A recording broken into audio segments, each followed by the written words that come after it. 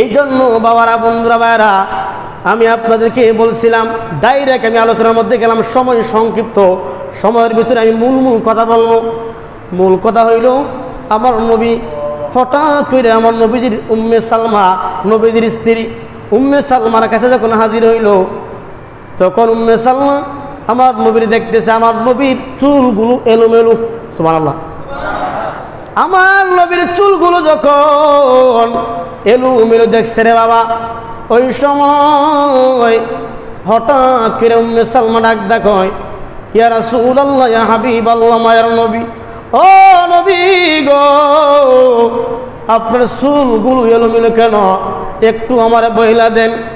এবার আমার নবী ডাক উম্মে সালমা, ও উম্মে সালমা, তুমি শোনো, আমি এমন একটা জায়গার মধ্যে গিয়েছিলাম, এমন একটা জায়গার মধ্যে আমি পরিদর্শন করার জন্য গেছিলাম, যাইয়া পরিদর্শন করে দেখলাম। কথাটা ভাঙ্গা দেই, উম্মে সালমা কিন্তু স্বপ্নের যুগে নবীরে বলতেছে। সুবহানাল্লাহ। স্বপ্নের যুগে নবীরে বলতেছে রে বাবা। এখন আরেকটা হাদিস, সহিহ বুখারীর হাদিস, মান রাআনি ফিল মানামি ফাকাদ রাআল হক। নবীজি বলছেন, কেউ যদি আমার স্বপ্ন দেখে, সে আমার বাস্তবে দেখলো, সরাসরি আমারই দেখলো। জোরে কোন সুবহানাল্লাহ। তার মানে প্রমাণ হইল, ফাইন্না শাইতানা লা ইয়াতামাসসু ফি সূরাতি। আমার নবী বলেন, যারা স্বপ্ন দেখলো আমারই দেখলো, আমি নবীর সুরত কোনো শয়তানে ধরতে পারে না। ঠিক কিনা বলেন? নবীর সুরত শয়তানে ধরতে পারে না। যারা দেখবো আমারই দেখলো। জোরে কোন সুবহানাল্লাহ। উম্মে সালমা ডাক দেখো, ইয়া রাসূলুল্লাহ, ইয়া হাবিবাল্লাহ, মায়ের নবী, আপনার চুলগুলো এলোমেলো, এটা কেমন আমি দেখলাম।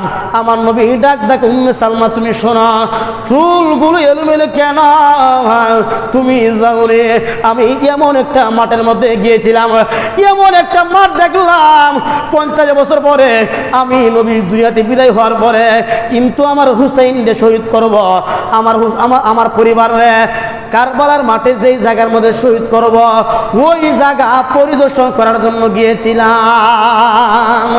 জোরে জোরে কোন সুবহানাল্লাহ। তারপরে উম্মে সালমারে আমার নবী কি দিয়েছে জানেননি? আমার নবীকে তোমার একটা বোতল দিয়েছিলাম, ওই বোতলের মধ্যে একটু মাটি আছে, এই মাটিটা যেই দিন লাল হয়ে যাইব, রক্তের লালে যেই দিন লাল হয়ে যাইব, বুঝতে পারবো সেই দিন আমার হুসাইনকে তারা শহীদ করেছে। আল্লাহু আকবার। আর আল্লাহু আকবার। আল্লাহুম্মা